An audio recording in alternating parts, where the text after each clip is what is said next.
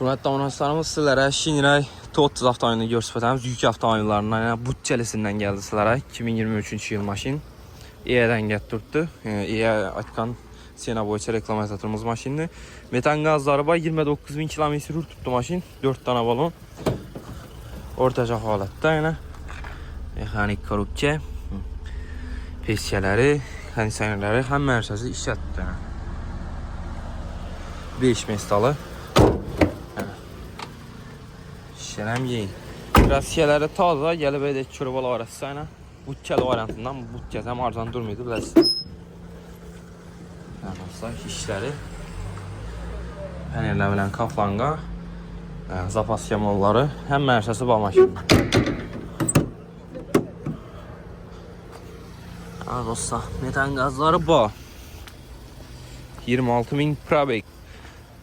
Baxası 205 milyon son. Naqd pul olsa üstündə elə bir 2 son gəşsib barəmiz.